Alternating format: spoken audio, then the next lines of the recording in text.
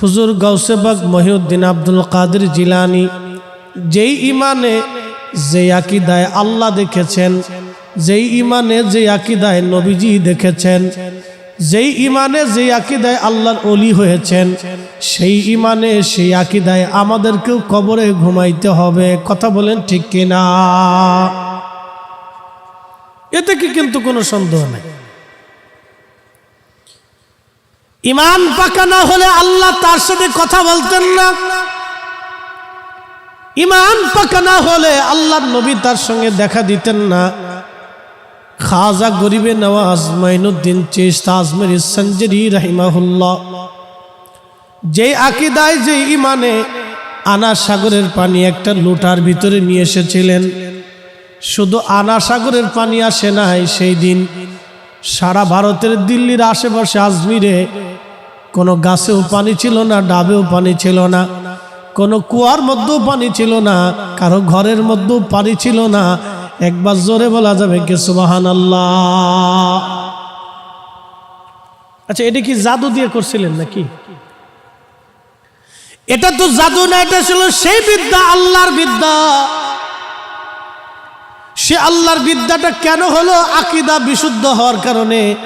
আকীদা যদি বিশুদ্ধ না হতো তাহলে খাজা আজমিরির দরবারে আল্লাহ পাক এত বড় নিয়ামত তাকে দান করতেন না। আকীদা বিশুদ্ধ হওয়ার কারণে দিয়েছেন। এই জন্য আপনাকে মুসলমান হয়ে মরতে হলে সর্বপ্রথম ইমানে প্রকৃত মুসলমান হওয়াটা বড় জরুরি। আকীদা যদি বিশুদ্ধ না হয় তাহলে আপনার আমার জীবনের মহা সর্বনাশ হয়ে যাবে। হাজার বছরের মুজাদ্দিদ আল ফসানি ফারুকি সিরহিন্দি রাহমাতুল্লাহি আলাইহি, যিনি 1000 শতাব্দীর মুজাদ্দিদ ছিলেন, মুজাদ্দিদিয়া তরিকার ইমাম ছিলেন, আল্লাহর মহান ওলি। তিনি সম্রাট জাহাঙ্গীর তাকে মেরে ফেলে দেওয়ার জন্য সিংহের খাঁচার ভিতরে ঢুকাই দেওয়া হলো। 1 মাসের ক্ষুধার্ত সিংহ আল্লাহর ওলি দেখার সঙ্গে সঙ্গে আল্লাহর ওলির কদম মোবারকে লুটায়ে পড়লেন। সিংহটা পায়ের মধ্যে চুমা দেয়ার বলে, হুজুর, দুনিয়ার কেউ যদি আপনাকে না চিনে, আমি আপনাকে চিনছি। আপনি জমানার মুজাদ্দিদ, আল্লাহর ওলি। আপনার গায়ে আসর কাটা আল্লাহ আমার জন্য হারাম করে দিয়েছেন। একবার জোরে বলা যাবে কি সুবহানাল্লাহ? যদি আকীদা খারিজি, রাফিজি, মুতাজিলা, জবারিয়া বাতিল ফিরকা হতো, জীবনেও কোনোদিন মুজাদ্দিদ আল ফসানিকে আল্লাহ মুজাদ্দিদ বানাইতেন না, খাজা আজমিরিকে খাজা বানাইতেন না, হুজুর গাউসে পাকরে গাউসে সাকালাইন বানাইতেন না। ও বাজান, খাজা বাহাউদ্দিন নাশমান বুখারীকে বুখারী বানাইতেন না। আল্লাহর ওলিদেরকে তারা আল্লাহ পাক ওলি বানাইতেন না। শুধু ঈমান আকীদা বিশুদ্ধ হওয়ার প্রথম কাজ। এই জন্য আল্লাহ বলছে, লা তামুতুন্না ইল্লা ওয়া আনতুম মুসলিমুন। তোমরা মুসলমান না হয়ে কিন্তু মরো না। মুসলমান হয়েই কবরে আসা লাগবে। মুসলমান না হয়ে কবরে গেলে মহা সর্বনাশ হয়ে যাবে।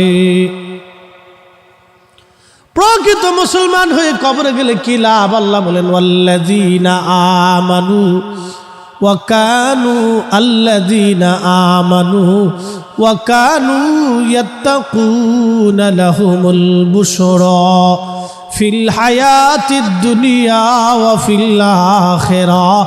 একবার জোরে বলা যাবে কি সুবহানাল্লাহ? প্রিয় মুহতারাম উপস্থিতি, কোরআন শরীফ আল্লাহ বলেন আল্লাযীনা আমানু। প্রত্যেক আমলের আগে আল্লাহ ঈমানের কথা বলেছেন। দেখেন আল্লাহ আয়াতে বলেন, ওয়াল আস, সময়ের কসম করি, সময়ের কসম করি, ইন্নাল ইনসানা লাফি খুস, মানুষগুলি মহা ভুলের মধ্যে আছে, মহা ক্ষতির মধ্যে আছে। মহা ভুলের মধ্যে আছে, মহা ক্ষতির মধ্যে আছে মানব। এই মানব জাতি মহা ভুলের মধ্যে, ক্ষতির মধ্যে আছে। 2 শ্রেণী ব্যতীত আল্লাহ বললেন, আল আসরি, সময়ের কসম করে বলতেছি, আসরের কসম করে আমি আল্লাহ, ইন্নাল ইনসানা লাফি খুসর, মানুষগুলি মহা ভুলের মধ্যে আছে, ক্ষতির মধ্যে আছে। দুই শ্রেণী ব্যতীত, ইল্লাল্লাযীনা আমানু, যারা ইমানদার, ইমানওয়ালা, ইমানওয়ালা, ইমানওয়ালা। আল্লাহ তো ইমানওয়ালার কথা বলছেন। খারিজিরাও বলে আমরা ইমানওয়ালা, রাফিজিরাও বলে আমরা ইমানওয়ালা, মুতাজিলারা বলে আমরা ইমানওয়ালা, নজদিও বলে আমরা ইমানওয়ালা, জবারিয়া বলে আমরা ইমানওয়ালা, আহলে মুজাসসিমরা বলে আমরা ইমানওয়ালা, নাসিবিরা বলে আমরা ইমানওয়ালা, শিয়ারা বলে আমরা ইমানওয়ালা।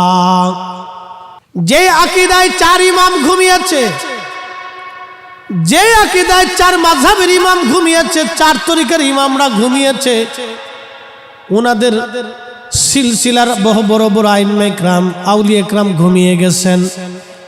এই ইমানের বাহিরে যদি আপনি ইমান তালাশ করেন, হাত্তা যুরতুমুল মাকাবির, কবর পর্যন্ত তালাশ করবেন, কিন্তু খুঁজে পাবেন না কোনো দিন।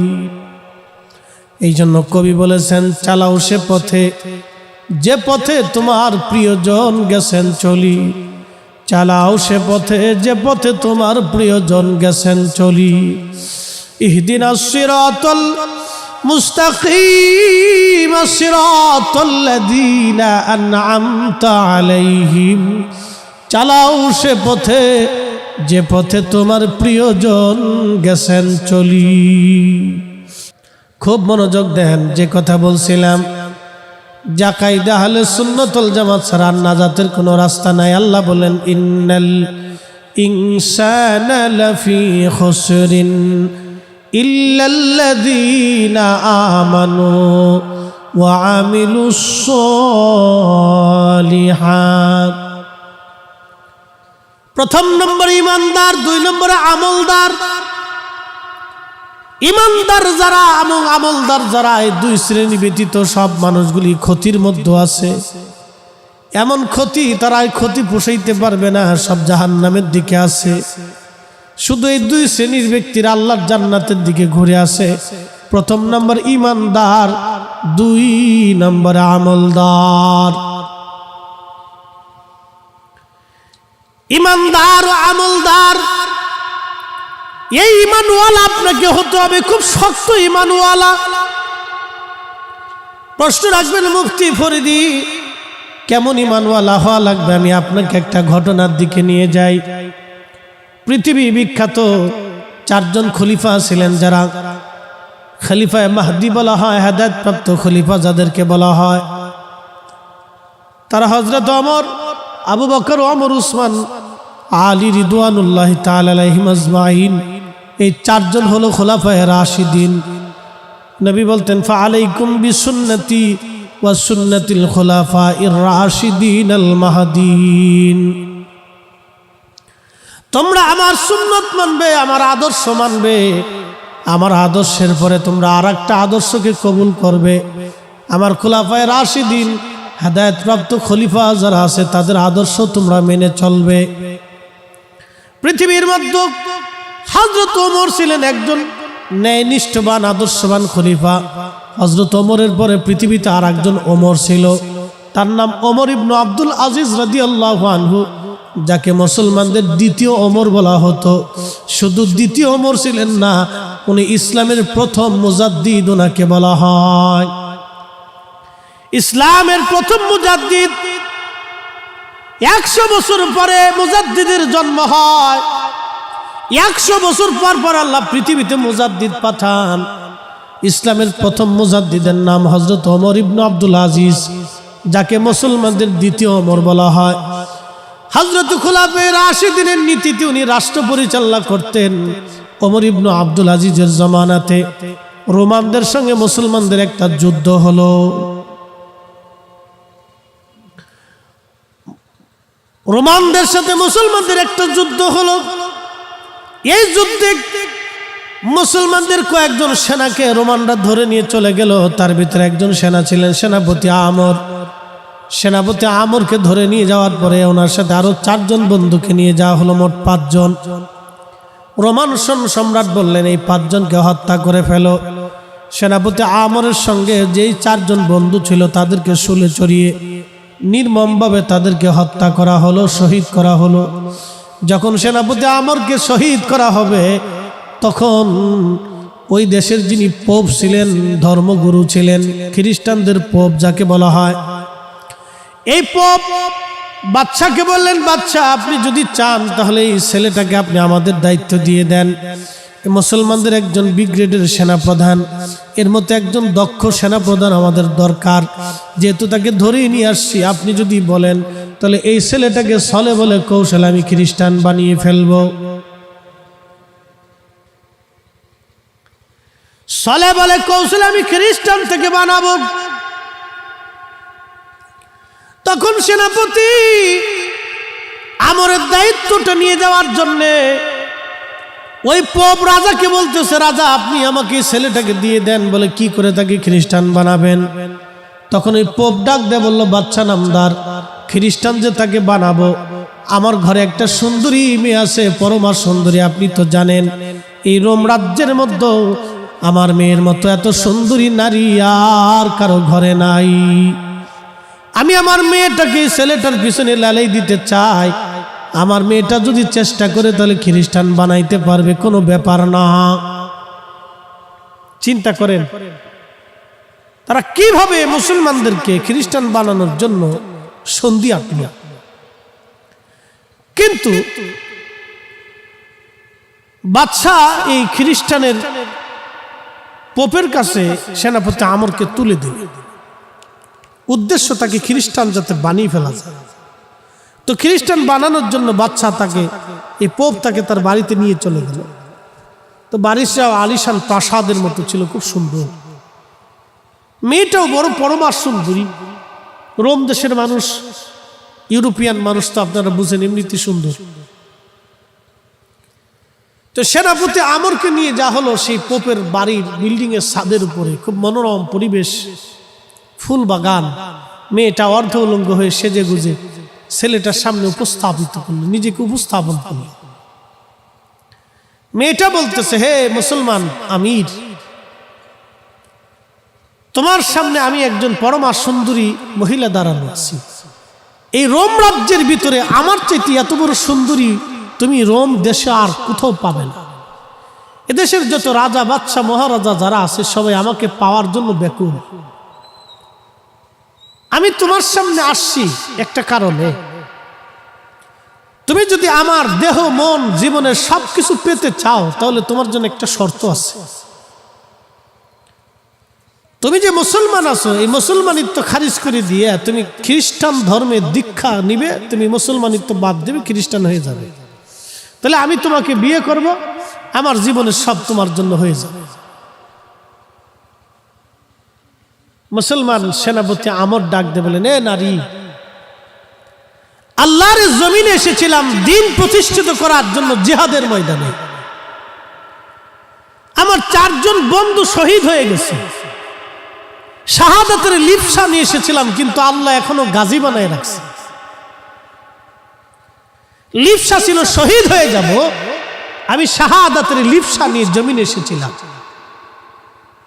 কিন্তু বড় আফসোস আল্লাহ আমাকে এখনো শহীদ করেন নাই, গাজী বানায় রাখছে। পরীক্ষা অবতীর্ণ করেছেন তোমার সামনে।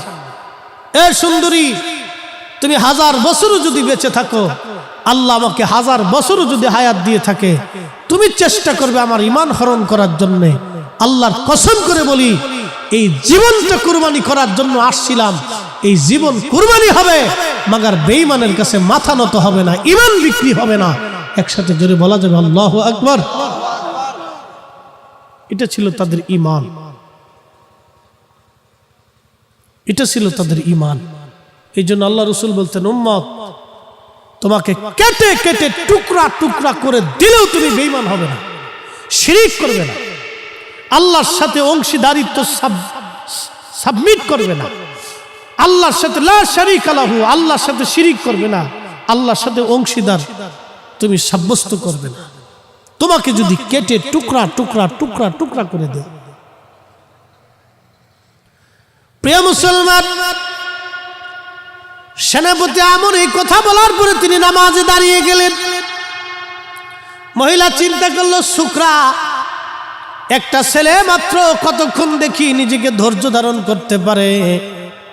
মহিলা সারা রাত চেষ্টা করলো, এই মেয়েটার, এই সুন্দরী মেয়েটা সারা রাত চেষ্টা করলো সেনাপতি আমরকে নিজের দিকে আকৃষ্ট করার জন্য। কিন্তু সেনাপতি আমর সাচ্চা মুসলমান ইমানওয়ালা, সারা রাত্র নামাজ পড়তে লাগলেন, সারা রাত্র নামাজ পড়লেন, একটা সেকেন্ডের জন্য ওই মহিলার দিকে তিনি তাকান নাই।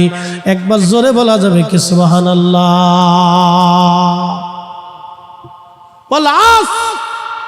সময়ের কসম,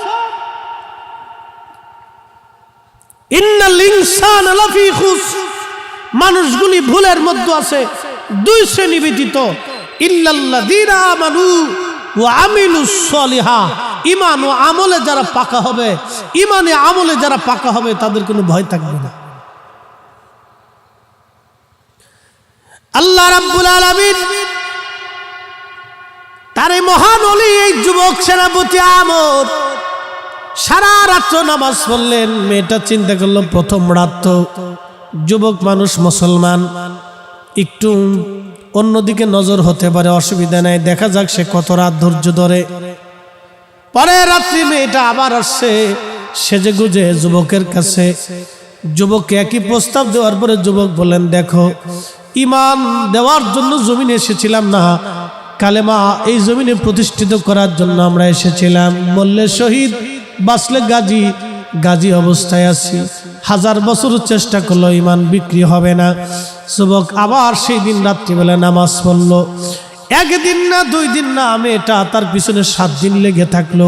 7 দিন সে নামাজ পড়লো। এইভাবে 15 দিন পার হলো, 20 দিন পার হয়ে গেল, 30 দিন পার হলো, 40 দিন পার হয়ে গেল। কিন্তু 40 রাত্রিবেলাও পর্যন্ত মেয়েটা চেষ্টা করে সেনাপতি আমরকে বেঈমান বানাইতে পারে নাই। একবার আওয়াজ তুলে বলা যাবে আল্লাহু আকবার।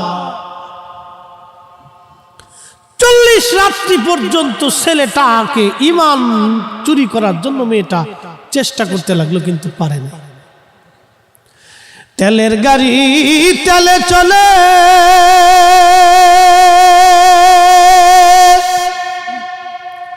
হাওয়ার গাড়ি হাওয়ায় চলে, বিনা তেলে চালাই গাড়ি নবী সুলাইমান। আমরা সেই মুসলমান, আমরা সেই মুসলমান। কি মুসলমান হয়েছি, সুদের টাকার লোভ ছাড়তে পারি না। কি মুসলমান হয়েছি, ঘুষের টাকার লোভ ছাড়তে পারি না। কি মুসলমান হয়েছি, অন্যের হক মেরে খাওয়ার ধান্দা করি। কি মুসলমান হয়েছি, ব্যবসায় লাভের জন্য ফরমালিন মারি। কি মুসলমান হয়েছি, ব্যবসায় অতি মুনাফার জন্য মরা মুরগি হোটেলে জবাই করে গোশত বানায় মানুষকে খাওয়ানো হচ্ছে। জি, মুসলমান, মুসলমান হোটেলে মরা মুরগি কম দামে কিনে নিয়ে মানুষকে খাওয়াই দিচ্ছে। কাকে বলবেন বলেন তো? বাংলাদেশের বহু হোটেলে মরা মুরগি খাওয়াই দিচ্ছে। কি বলবেন বলেন? কম দামে পাওয়া যাচ্ছে, বাস খেয়ে দিচ্ছে। মুরগি মরে গেছে, ঢাকা পর্যন্ত নিতে নিতে বহু মুরগি মারা যায়। গাড়িতে করে পোলট্রি মুরগিগুলো যখন ঢাকা নেয় তখন অনেক মুরগি মারা যায়।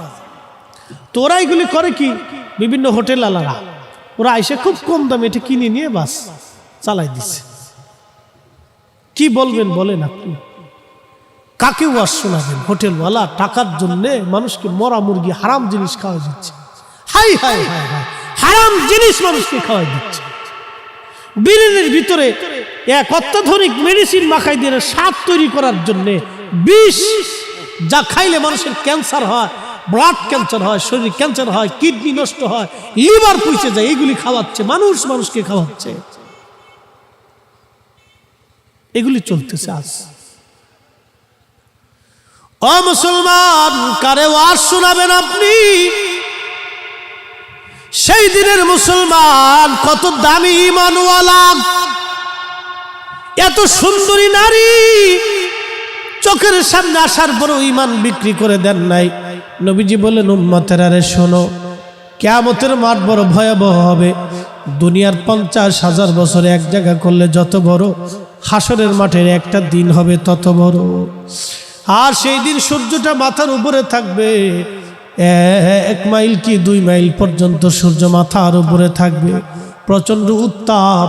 দুনিয়ার যে সূর্যটা আপনি দেখেন, এই সূর্যটার উত্তাপ হলো 200 কোটি ডিগ্রি সেলসিয়াস। মাত্র 12,000 ডিগ্রি সেলসিয়াস তাপমাত্রায় লোহাটা গলে পানির মতো নরম হয়ে যায়। 12 থেকে 13,000 ডিগ্রি সেলসিয়াস তাপমাত্রায় লোহাটা গলে পানির মতো নরম হয়ে যাবে। এই যেই কারখানাগুলিতে লোহা বানানো হয়, এই আগুনের ভিতরে যদি একটা মানুষ আপনি ছেড়ে দেন, মাত্র 1 মিনিটের ভিতরেই মানুষটা নিশ্চিহ্ন হয়ে যাবে, তার অস্তিত্ব খুঁজে পাওয়া যাবে না। এই পরিমাণে গরম। 12,000-13,000 ডিগ্রি সেলসিয়াস তাপমাত্রা, আর সূর্যটার তাপমাত্রা হলো 200 কোটি ডিগ্রি সেলসিয়াস। এই সূর্যটা মাথা বরাবর আসবে, একবারে মাথা বরাবর 2 থেকে 2.5 বা 1 কিলোমিটার বা 1 মাইল পর্যন্ত উপরে থাকবে। কি কঠিন! মানুষের পাপ অনুযায়ী, গুনাহ অনুযায়ী এই মানুষগুলি ঘামের মধ্যে ডুবে যাবে, জিহ্বা বের হয়ে কুকুরের জিহ্বার মতো ঝুলতে থাকবে। প্রচন্ড তৃষ্ণায় কলিজা একবারে শুকিয়ে চৌচির হয়ে যাবে। মানুষ পাগলের মতো শুধু প্রলাপ বকতে থাকবে, সারা মাঠ পাগলের মতো দৌড়াইতে থাকবে। দুনিয়ার 50,000 বছর এক জায়গা করলে যত বড় হবে, হাসরের একটা দিন হবে তত বড়। সেই দিনে লক্ষ লক্ষ হাজার হাজার বছর পার হয়ে যাবে, আমার আল্লাহ হিসাব নিকাশ শুরু করবেন না। মানুষ পাগল পারা হয়ে যাবে। নবীরা কাঁদতে থাকবে গুনার জন্যে না। নবীদের কান্নাটা হলো আল্লাহ নরম হয় না, আল্লাহর কাহারিয়াত দেখে। নবী আলাইহিস সালাম আল্লাহকে কি করে খুশি করবেন সেজন্য চিন্তিত হয়ে যাবেন। কিন্তু হাজার হাজার বছর পার হয়ে গেল, কিন্তু আমার আল্লাহ বিচার কার্য শুরু করলেন না। যখন রহমাতুল লিল আলামিন সিজদার মধ্যে পড়ে যাবে, ইয়া রব হাবলি উম্মতি বলে চিৎকার দিয়ে কেঁদে ফেলবে, আমার আল্লাহর দয়া লেগে যাবে, মায়া লেগে যাবে। একবার জোরে বলা যাবে কি সুবহানাল্লাহ। হাজার হাজার বছর পার হয়েছে, আল্লাহর মায়া লাগে নাই। এখান থেকে নবী চিনে যান। নবী চিনার জন্য হাজার দলিল লাগে না, নবী বুঝার জন্য হাজার দলিল লাগে না। যারা বুঝে তাদের জন্য অল্প দলিলই যথেষ্ট। যারা মানে না, স্বয়ং রব্বে খোদা এসেও যদি বলে তাও মানতো না। কি কথা বলেন, ঠিক কিনা? তো হাজার হাজার বছর পার হইলো, আল্লাহর দয়া লাগলো না, মায়া লাগলো না, কাহারিয়াত গেল না। আল্লাহ রাগান্বিত হয়ে রইলেন। কিন্তু আল্লাহর নবী যখন সিজদাত পড়ে ইয়া রব হাবলি উম্মতি বলে চিৎকার দিছে, আল্লাহর এত দয়া লেগে গেল, এত মায়া লেগে গেল। সাথে সাথে আল্লাহ ডাক দেখে, হাবিব আপনি মাথা উঠান, আপনি আর কাঁদবেন না। আপনি কি জন্য কাঁদেন? নবী একটাই জবাব, ইয়া রব হাবলি উম্মতি। আল্লাহ আমার উম্মত গুনাহ করে ফেলছে, আমার উম্মতের ভুল হয়ে গেছে, আমার উম্মত গুনাহ করে ফেলছে, আমার উম্মতের ভুল হয়ে গেছে। আল্লাহর মায়া লেগে গেল। ডাক দিয়ে বললেন, হাবিব আপনার খুশি মনে যাকে নিয়ে তাকে জান্নাতে চলে যান। আজকে সুপ্রিম পাওয়ার আমি আল্লাহ আপনাকে দান করে দিই। আর একটু জোরে বলবেন, মর্যাদা অনুযায়ী আওয়াজ হয়েছে না? আরো জোরে বলেন সুবহানাল্লাহ। হ্যাঁ, সে নবীর উম্মত। আমরা সেই নবীর উম্মত। উম্মত শব্দের অর্থ অনুসারী। এমন অনুসারী হয়েছি যে নবী যা খাইতে হারাম ঘোষণা করছে আমরা এটাই খাই, নবী যা করতে নিষেধ করেছে আমরা সেটাই করি, নবী যা করতে বলেছে আমরা এটা ছেড়ে দেই। আমরা এমন অনুসারী হয়েছি, আজকে নামের অনুসারী হয়েছি। আমরা যে তার আদরের উম্মত, উম্মতের করলাম কি? রসুল আমার আল্লাহর হাবিব, আখেরি নবী। আমরা যে তার আদরের উম্মত, উম্মতের করলাম কি? এমন অনুসারী হইলাম, নবী যা করতে বলেছে সেটা করলাম না, নবী যেটা করতে বলেন নাই সেটা আমরা করলাম। আল্লাহর নবী যেটা করতে অনুমতি দিয়েছেন, আল্লাহর নবী নিজে করেছেন, এটা আমরা ছেড়ে দিলাম। আল্লাহর নবী যেটা নিষেধ করলেন সেটাই আমরা করলাম। আমরা রসুলের ইত্তেবা বাদ দিয়ে এখন শয়তানের ইত্তেবা করলাম। নাম দিছি আমরা আখিরি নবীর উম্মত, কিন্তু আমরা শয়তানের কাজ করি। আমরা কি করে কিয়ামতে উম্মত বলে দাবি করব বলেন তো? কি করে কবরের মধ্যে উম্মতের পরিচয় দিবেন? মা কুনতা তাকুলু ফি হাক্কি হাযার রাজুল।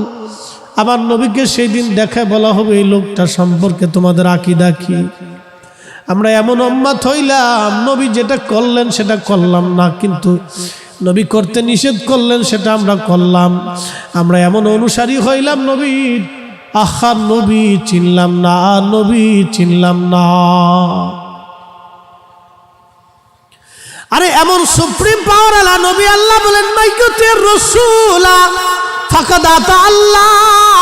এত বড় সুপ্রিম পাওয়ার নবী, আল্লাহ ডাক দেয়া বলেন আমার এই নবীর ইত্তেবা হলে আমি আল্লাহর ইত্তেবা হয়ে যায়। নবী খুশি করলে আল্লাহ খুশি হয়, নবীর সাথে ভালোবাসা করলে আল্লাহর সাথে ভালোবাসা হয়ে যায়। সুবহানাল্লাহ কি বলা যাবে? কুল, হুজুর আপনি বলে দেন, ইন কুনতুম তুহিব্বুনাল্লাহ ফাত্তাবিউনি ইউহিব্বুকুমুল্লাহ ওয়া ইয়াগফিরু লাকুম যুনুবাকুম আল্লাহু গফুরুর রহিম।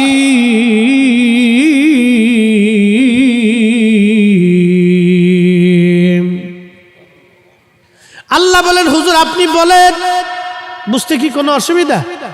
আচ্ছা আমি তো আপনাদের আঞ্চলিক ভাষায় কথা বলতে পারি না। যদি আমার আঞ্চলিকতা অনেক সময় আসে পড়ে, বুঝেন না বুঝেন তাহলে বলবেন হুজুর বুঝি নেই। কারণ আমার দায়িত্ব হলো আপনাদেরকে বুঝাই দেওয়া। ওয়াজ কিন্তু কোনো বিনোদন না। আমাদের দেশে এখন ওয়াজ আমরা বিনোদন বানাই ফেলাইছি। যে বক্তা যত হাসাইতে পারে বক্তার মাঠ তত বিরাট। দেখবেন বৈষ্টেজে উঠে কৌতুক শুরু করে দিচ্ছে, কি অভিনয় করে। আমাদের সুন্নিদের ভিতরে এরকম খুব কম আছে, এরকম নাই আলহামদুলিল্লাহ, খুব কম আছে। যারা আমাদের বিরোধিতা করে তাদের ভিতরে অনেক বক্তা আছে, দেখবেন আল্লাহ তাদেরকে হেদায়েত করুন। স্টেজ উইটে কমেডিয়ান বক্তা ইউটিউবের ভিতরে লিখে দিছে হাসলে পেট ব্যথা হইলে আমরা জরিমানা নাই, এরকম হুজুরে হাসিতে হাসিতে পেট ব্যথা করে লিখছে। আরে আধা ঘন্টা 3 ঘন্টা 1.5 ঘন্টার ওয়াজের আধা ঘন্টা হুজুর খালি হাসাইতেছে, খালি হাসাইতেছে। পাবলিকও হাসতেছে, হাসতে হাসতে হাসতে হাসতে পাবলিক চলে গেল। হাইসে হাইসে ওয়াজ করলো, হাইসে হাইসে চলে গেল। পাবলিকে হাইসেও চলে গেল, হুজুরও হাসায় খুব সুন্দর করে। কমেডিয়ান বক্তা একবারে অভিনয় টভিনয় করে কমেডি হাসাই টাসাই চলে গেল।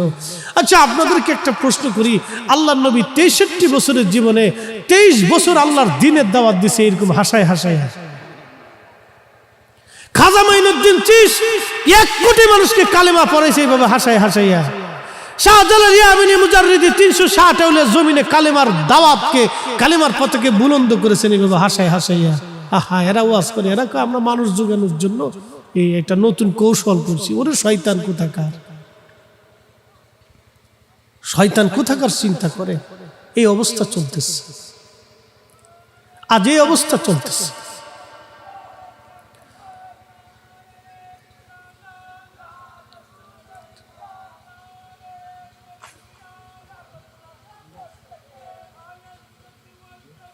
জিন্দাবাদ।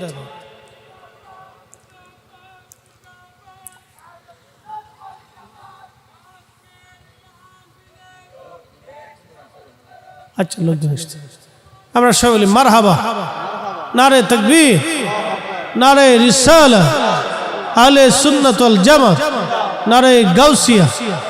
মাশাআল্লাহ আমাদের ছাত্র সেনার ভাইরা মিছিল নিয়ে আসে, আমরা সবাই বলি মারহাবা। একটু দুরূদ শরীফ পড়ি, সালাতুন ইয়া রাসূলুল্লাহ আলাইকুম সালামুন ইয়া সালাতুন ইয়া রাসূলুল্লাহ আলাইকুম সালামুন ইয়া। খবর লও ইয়া রাসূলুল্লাহ, খবর লও मेरे मौला मेरे आका, खबर लो सलातुन या रसूल अल्लाह अलैकुम सलामुन या हबीब अल्लाह अलैकुम। ओ नबीर उम्मत আল্লাহ কোরআনে কত চমৎকার বলেন, হুজুর আপনি উম্মতকে জানায় দেন, কেউ যদি আমি আল্লাহর সাথে ভালোবাসা করতে চায় সেজন্য আপনি নবীর সাথে আগে ভালোবাসা করে। আপনি নবীর সাথে যদি কারো ভালোবাসা হয়, আমি আল্লাহর সাথে তার ভালোবাসা হয়ে যাবে। শুধু ভালোবাসা হবেই না, আমি আল্লাহ তার জীবনের সমস্ত গুনাহগুলি মাফ করে দিয়ে আমি আল্লাহ তারে পবিত্র বানিয়ে দিব। জোরে বলেন সুবহানাল্লাহ। আচ্ছা, একটা মিনিট, আমাদের জীবনে কেউ গুনাহ ছাড়া আছি? শ্রোতা বক্তা, মক্কা মদিনার ইমাম, কেউ না। আমরা কেউ গুনাহ থেকে মুক্ত না, সবাই গুনাহর সাথে যুক্ত। কিন্তু তারপরেও আল্লাহ ডাক দিলেন, আমার বান্দারা, যদি আমি আল্লাহর সাথে তোমার ভালোবাসা করতে চাও, আমি আল্লাহকে ভালোবাসতে চাও, আমি আল্লাহর ভালোবাসা তুমি পেতে চাও, তাহলে তোমার জন্য শর্ত হলো আমার নবীর ইত্তেবা করা লাগবে। আমার নবীর সঙ্গে তোমার ভালোবাসার সম্পর্ক বাড়াইতে হবে। আমরা আখিরি নবীর অনুসারী, কিন্তু কি করলাম? আমরা শয়তানের অনুসরণ করলাম, নবীর অনুসরণ করলাম না। এই জন্য আমাদের দায়িত্ব নবীজির অনুকরণ করা। আল্লাহর নবীর অনুসরণ করা লাগবে, চলতে ফিরতে, খাইতে নাইতে, চলাফেরা, উঠা বসা, রাজনীতি, অর্থনীতি, সমাজনীতি, ব্যবসা নীতি, যেখানে যাই বলেন না কেন, সংসার, ধর্ম, বাড়ি গাড়ি, সমাজ আর দেশ বিদেশ চলাচলতি, খাওয়া দাওয়া, ওঠা বসা, কাজে কর্মে, ইবাদতে, সব ক্ষেত্রে আপনাকে জানার ফ্যান হতে হবে তিনি রহমাতুল লিল আলামিন। আখিরি নবীর অনুসরণ যদি আপনি আমি করতে পারি, তাহলে দুনিয়ার ভিতর থেকে আমি কামিয়াব হয়ে যেতে পারবো। নবীর অনুসরণ করতে হবে। নাই যদি বলেন হুজুর শান্তি খুঁজে পাবেন, শান্তি কোথায় পাবো? শান্তি পান না। সেদিন এক খবরে দেখলাম, এক এরাবিয়ান শান্তির খুঁজতে খুঁজতে, শান্তি খুঁজতে খুঁজতে 45টি বিয়ে করছে। হে বিয়ের মধ্যে শান্তি তালাশ করতে গেছে। আচ্ছা, কোন 45টি বিয়ে করছে এই বেড়া যে 45টি বিয়ে করলো, এই বেড়া কি জিন না মানুষ আল্লাহ জানে। এই 45টি বউ দিয়ে বেটা করলোটা কি জীবন? চিন্তা করেন তো আপনি। এই যে শান্তি খোঁজার জন্য যে বেটা 45টি বিয়ে করছে, এরপরে শান্তি খুঁজে পায় না। আর কখনো শান্তি পাবে বলে আশা করা যায় না। কিন্তু শান্তি তো এখানে না, শান্তি এক জায়গায়। আল্লাহ বলেন, আলা বিযিকরিল্লাহি তাতমাইন্নুল কুলুব। তুমি আমি আল্লাহর জিকিরের ভিতরে শান্তি পাবা। জিকিরের মধ্যে শান্তি, জিকরুল্লাহর ভিতরে শান্তি। আল্লাহ বলেন, ওয়া রাফা'না লাকা যিকরাক। ও নবী, আমি আপনার জিকিরকে সমুন্নত করেছি। আয়াত নাজিল করলেন আল্লাহ, তাফসীরও করলেন আল্লাহ। আল্লাহ তাফসীর করে বলতেছেন, জিবরাইল যাও আমার হাবিবকে যায় বলো, ইদা যুকিরতু যুকিরতা মাই। আমি আল্লাহর জিকির যেখানে, আপনি নবীর জিকির সেখানে। আমি আল্লাহর স্মরণ যেখানে, আপনি নবীর স্মরণ সেখানে। আমি আল্লাহর স্মরণ যেখানে, আপনি নবীর স্মরণ সেখানে। আমি আল্লাহ যেখানে, আপনি নবী সেখানে। আমি আল্লাহর জিকির যেখানে, আপনি নবীর জিকির সেখানে। তো আল্লাহ নবীর জিকিরের ভিতরেই হলো শান্তি।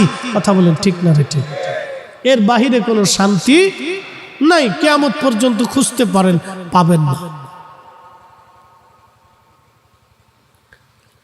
নবীর উম্মত, নবীর অনুসরণের মধ্যেই শান্তি। ও নবীর অনুসারীরা, শ্রেষ্ঠ নবীর অনুসারীরা, আপনাদেরকে আল্লাহ পাক কুনতুম খায়রা উম্মাতিন উখরিজাত লিন-নাসি তা'মুরুনা বিল মা'রুফি ওয়া তানহাউনা আনিল মুনকার। নবী সুন্নাহের অনুসরণের মধ্যে আপনার শান্তি হবে। সুন্নতের ইত্তেবা আপনাকে করতে হবে, নবীর আদর্শের ইত্তেবা। আহা, প্রিয় নবীজির আদর্শগুলি আমাদের কলিজার ভিতরে আনা লাগবে। আল্লাহর নবী বলেন, উম্মত, সকাল থেকে সন্ধ্যা, সন্ধ্যা থেকে সকাল পর্যন্ত তুমি এমনভাবে পৃথিবীতে চলবা, তোমার ভাইয়ের প্রতি তুমি হিংসা রাখবা না, বিদ্বেষ রাখবা না, অহংকার, অহমিকা, এইগুলি তোমার অন্তরের মধ্যে তুমি ঠাঁই দিবা না। ও আমার উম্মত, এটাই আমি নবীর সুন্নত। মান আহাব্বা সুন্নতি ফাকাদ আহাব্বানি ওয়া মান আহাব্বানি কানা মাই ফিল জান্নাহ। এটাই আমি নবীর সুন্নত।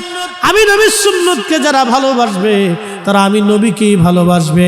আর আমি নবীকে যারা ভালোবাসবে, আমি আল্লাহ, আল্লাহর নবী ডাক দেয়া বলে না, আমার সাথেই তারা জান্নাতে চলে যাবে। একবার জোরে বলা যাবে কি সুবহানাল্লাহ? কিন্তু দেখেন আমরা বিবাহ করতে যাই, নবীর সুন্নতি বিবাহ কয়টা আছে দেশে? দেখেন তো, এই যে আমাদের দেশে বিবাহ হয়, সুন্নতের বিবাহ কয়টা আছে? নবীর আদর্শের বিবাহ দেখেন। বলে হুজুর বিয়ে থেকে আগে গেলেন কেন? বিয়েতে এই জন্য গেলাম, বিয়ের মাধ্যমে একটা জীবন শুরু হয়।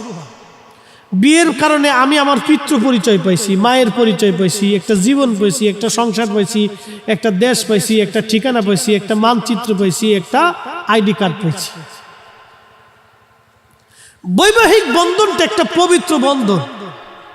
এই বন্ধনের মাধ্যমে সন্তান পিতামাতার পরিচয় পায়, স্বামী স্ত্রীর পরিচয় পায়, স্ত্রী স্বামীর পরিচয় পায়, একটা সংসার হয়, একটা জীবন শুরু হয়। এই জন্য এটাকে ছোট করে দেখার কোনো সুযোগ নেই। আপনারা অনেক সময় বিবাহটাকে একবার ছেলে খেলা মনে করেন না। এই জন্য আল্লাহ রসুল বলছেন, এ আমার উম্মত, তোমরা বিয়ে করার আগে তোমরা বুজুর্গ নারী অনুসন্ধান করো, যেই নারীরা আল্লাহ বলা, যেই নারীদের ভিতর তাকওয়া আছে, আল্লাহ ভীতি আছে, তোমরা এই সমস্ত নারী দেখে বিয়ে করো, খালি চামড়া সুন্দর দেখে বিয়ে করো না। বিবাহের প্রথম সুন্নত হলো নারীর তাকওয়া আছে কিনা, আল্লাহ ভীতি আছে কিনা, এটা দেখে বিয়ে করতে হয়। এটা হলো আসল কথা। কিন্তু না, এখানে তো তা নাই। কয়জন মহিলার ভিতরে আল্লাহ ভীতি আছে? আমাদের দেশের যুবকরা আল্লাহ ভীতি পছন্দ করে না, খুঁজতে চায় না। তারা খুঁজতে চায় দেখি চামড়া সুন্দর কোনটা আছে। বাবাও দেখতে গেছে, মেয়ে দেখে আসি, দেখে মেয়ে সুন্দর কিনা। আমাদের দেশে আগে একটা রেওয়াজ ছিল, মেয়েরা হাঁটায় চুল খুলে দেখে, এরপর আরো বহুত কিছু, এগুলো হাবিজাবি কুসংস্কার। সি সি সি, কোথায় পেয়েছেন এগুলো? এই যে সমস্ত কুসংস্কার গুলি আমাদের ভিতরে ঢুকছে, এরপরে বিয়ের বরযাত্রীতে যাবে, বেটা বেটি লেডা লেডি জন্ডিস মন্ডিস যা কিছু আছে একবারে সাজায় গুজাইয়া অর্ধ উলঙ্গ হইয়া, এরপর আলকাতরা সোনুমা খাই একবারে সাইজে গুইজে, বেহাপনার কোনো শেষ সীমানা বলে কিছু আছে বলে আমার জানা নাই, একবারে বেহাপনার একটা লাশ সীমানা পর্যন্ত চলে গেছে। বউ হলো আর একজনের, দুলেবাই কোলে করে নিয়ে নাচ। সি সি সি, কোথায় পাইছেন এগুলি? আপনি বিয়ে করে আপনি নিয়ে আসবেন, মানুষের দেহানোর লাগে বউ সাজা গুজায় বউ থুই দিচ্ছে, কেগুলি করবেন কেন? এই সুন্নত প্রথাগুলি আমরা ভুলে গেলাম। প্রিয় নবীর সুন্নতের মধ্যে শান্তি। বৈবাহিক সুন্নতগুলি যুবক ভাইদেরকে বলবো, হে বন্ধু, আপনি স্ত্রীকে বিয়ে করে নিয়ে আসবেন, শর্ত থাকবে আমার বিবিকে আমি একবারে বুরকা পরাইয়া পর্দা সহকারে নিয়ে আসব। আমার স্ত্রীর বৈবাহিককে কেউ তার ওখানে পর পুরুষরা যেতে পারবে না। সাজন গুজন দিয়ে এই যে হলুদ সন্ধ্যা বন্ধা লাগায় দিয়ে আরো আনুষঙ্গিক কুসংস্কার আমাদের দেশে বেরিয়েছে। আপনি আনন্দ করেন, বিয়েতে আনন্দ করেন, নিষেধ নেই, কিন্তু হলুদ সন্ধ্যা নাম দিয়ে হলুদ মাখামাখি, রং মাখামাখি, বেডা বেডি লেডা লেডি সেডা সেডি, কি যে এক অশান্তি আর বেহাপনার কোনো শেষ নাই।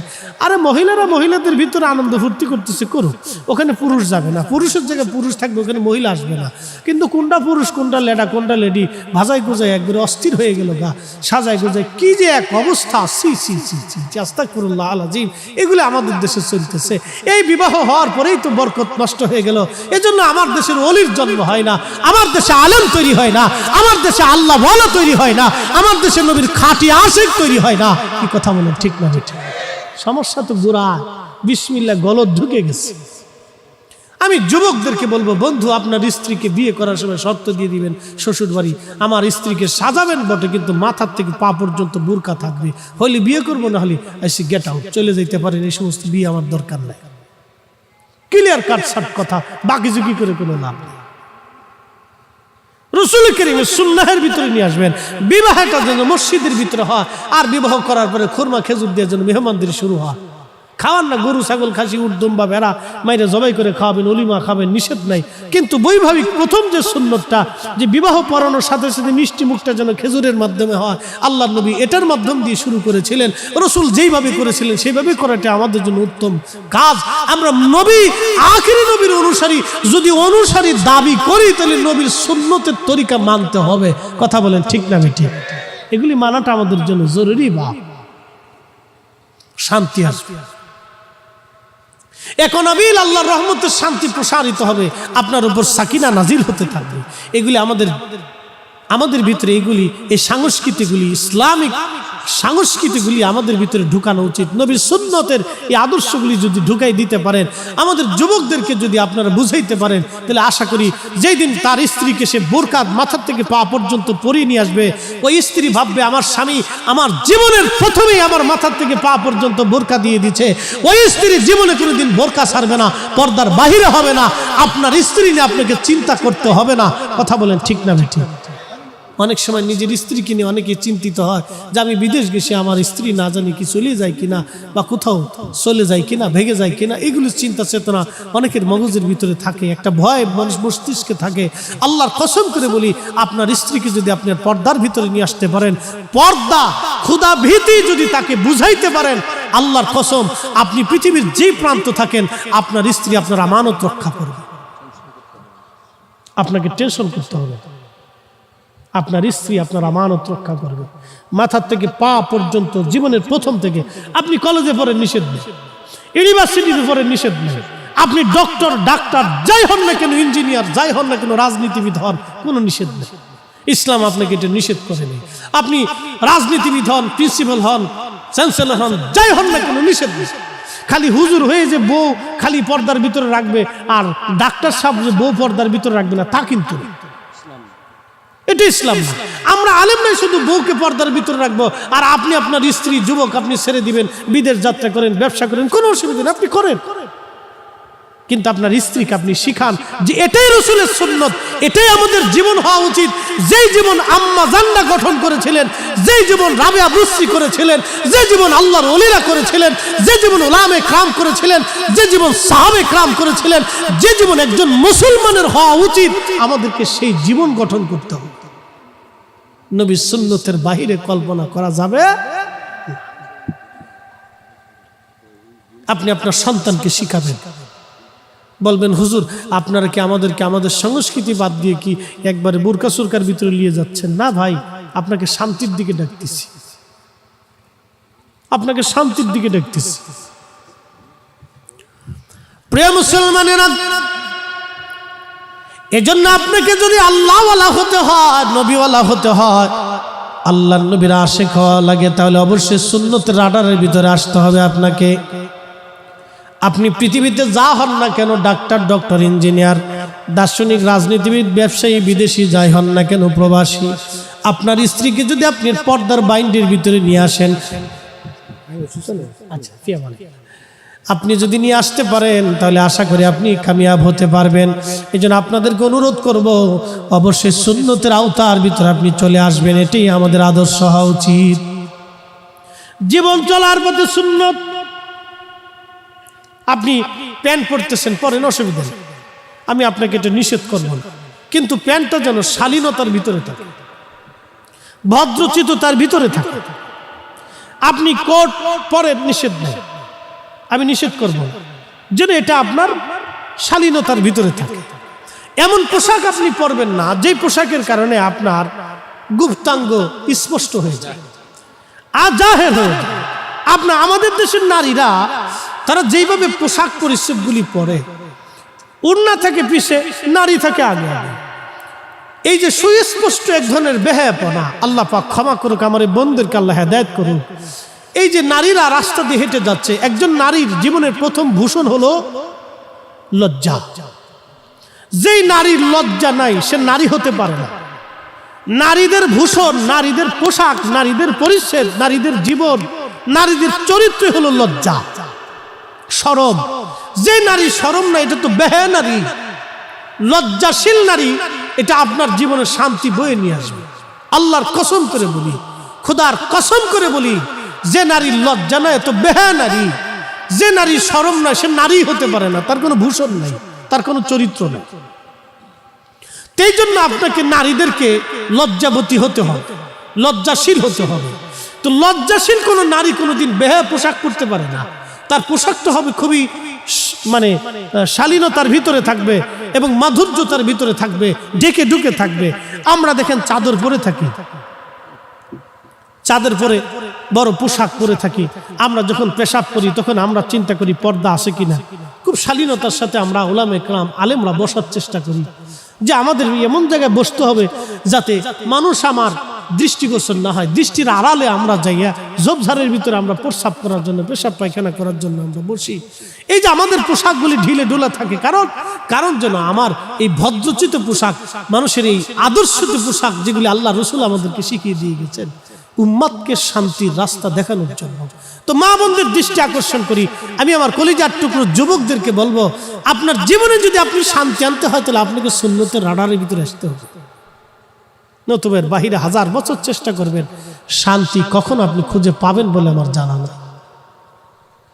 অবশ্যই আপনাকে সুন্নাহের ভিতরে চলে আসতে হবে। প্রিয় মুসলমান, সাহাবা ইকরামের জীবনে এরকম প্রত্যেকটা সুন্নতের রীতিনীতি তারা মেনে চলতেন। ওই জামানার মহিলা সাহাবীরা যারা ছিলেন তারাও সুন্নতের রীতিনীতি মেনে চলতেন।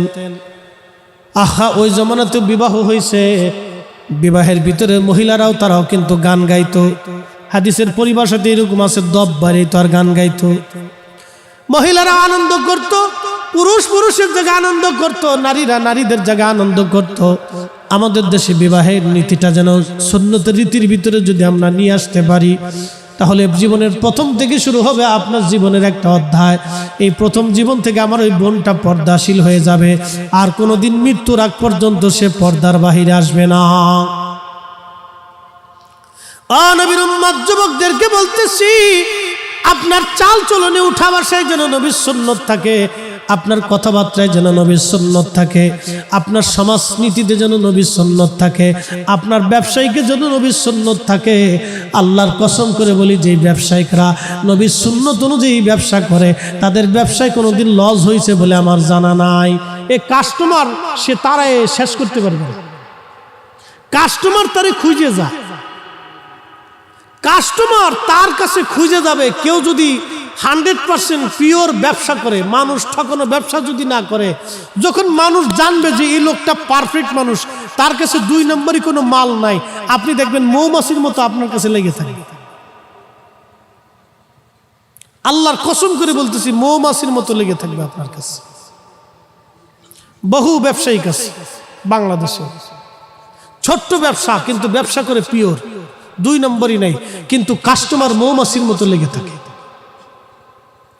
আপনি যদি মানুষের হৃদয় জয় করতে পারেন, ব্যবসার ক্ষেত্রে মানুষের মন জয় করতে হবে, রাজনীতির ক্ষেত্রে মানুষের মন জয় করতে হবে, সামাজিক ক্ষেত্রে মানুষের হৃদয় জয় করতে হবে। আমরা অনেক সময় নিজেকে সম্মান পাওয়ার জন্য বিভিন্নভাবে চেষ্টা করি। আপনি যদি নিজেকে সম্মানিত করতে চান তাহলে আপনাকে অধিক ক্ষুধা ভীরুতার ভিতরে আসতে হবে। এই ক্ষুধা ভীরুতার ভিতরে আপনি সম্মান পেয়ে যাবেন, আল্লাহ আপনার ইজ্জত বাড়াবে। আমরা অনেক সময় কোটি কোটি কোটি কোটি টাকা খরচ করি বিভিন্নভাবে, কি জন্য? সম্মান পাওয়ার জন্য। কিন্তু আপনাকে একটা অনুরোধ করব, খোলাফায়ে রাশিদিন যেইভাবে সম্মান কিনেছিল, আপনি যদি সেইভাবে কিনতে পারেন তাহলে আপনার জীবনে আর সম্মান কিনতে যাইয়া চিন্তিত হওয়া লাগবে না। বলে হুজুর, খোলাফায়ে রাশিদিন কিভাবে সম্মান কিনেছিল? খোলাফায়ে রাশিদিন একজন বিধর্মীর কাছেও নিজে মাথায় করে খাবার বাড়ি পর্যন্ত পৌঁছাই দিচ্ছে। সুবহানাল্লাহ বলা যাবে? খোলাফায়ে রাশিদিন একজন বিধর্মীর বাড়ি তো মাথায় করে নিয়ে খাবার বাড়ি পর্যন্ত অন্ধকার রাত্রে পৌঁছাই দিয়েছে, দিনে না রাত্রে। আমরা তো দিনে পৌঁছাই, টুফলা দিয়ে একটা ছবি তুলি 9টা, পাবলিকের দেখানোর লেগে আমরা খুব পাগল যে দেখো আমি খুব দানশীল আর দানবীর। খোলাফায়ে রাশিদিন এটা করে নাই। খোলাফায়ে রাশিদিন অন্ধকার রজনীতে তারা মাথায় করে খাবার নিয়ে গরিব মানুষের ঘরে পৌঁছাই দিয়ে আসছে।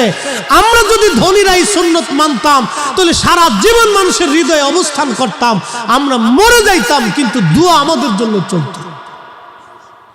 আমরা এটা ভুলে গেছি, আজকে এই সুন্নত আমাদের মনেই নেই।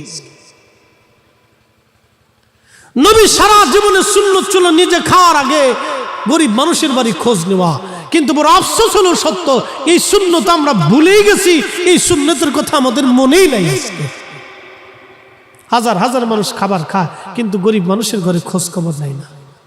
হাজার হাজার মানুষ ঈদের কাপড় কিনে, কিন্তু পার্শ্ববর্তী দরিদ্র মানুষের সন্তানের জন্য ঈদের কাপড় কিনে দেয় না। হাজার হাজার মানুষ ভালো ভালো ইফতার করে, কিন্তু পার্শ্ববর্তী একজন দরিদ্র মানুষ শুধু মুড়ি দিয়ে আর ছোলা দিয়ে আর একটু বুট দিয়ে আর একটু আখের গুড় দিয়ে শরবত বলে ইফতার করে ফেলতেছে, খোঁজ খবর আমরা নিচ্ছি না। হাজার হাজার মানুষ ভালো ভালো খাবার দিয়ে সেহরি করছে, কিন্তু পার্শ্ববর্তী গরিব মানুষ কোনো রকম একটু ডাল ভত্তা দিয়ে কোনো রকম একটু সেহরি করে খাচ্ছে, আমরা খোঁজ খবর নিচ্ছি না।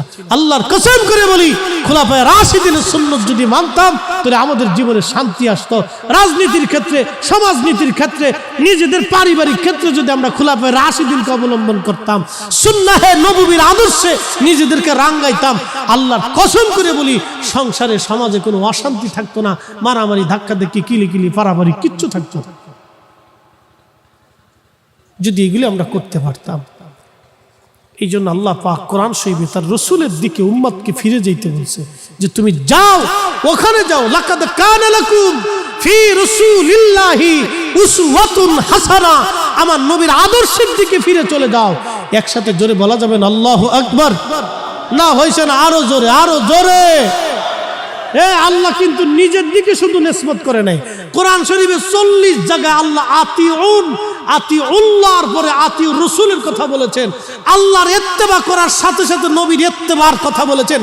এক জায়গা না, 40 জায়গাতে আল্লাহর নামের পরে নবীর নামটা আল্লাহ ব্যবহার করেছে। একসাথে বলা যাবে সুবহানাল্লাহ।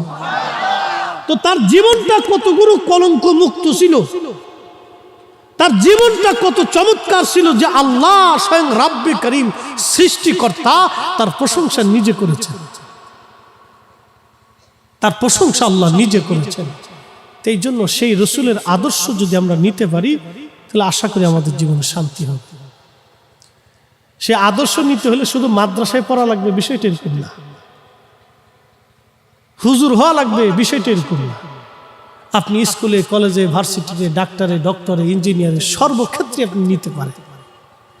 নেওয়াটা হলো আপনার অন্তরের বিষয়, কবুল করাটা আপনার অন্তরের বিষয়। আপনার লেখাপড়া যেখানেই হোক না কেন, কবুল করাটা আপনার অন্তরের বিষয়।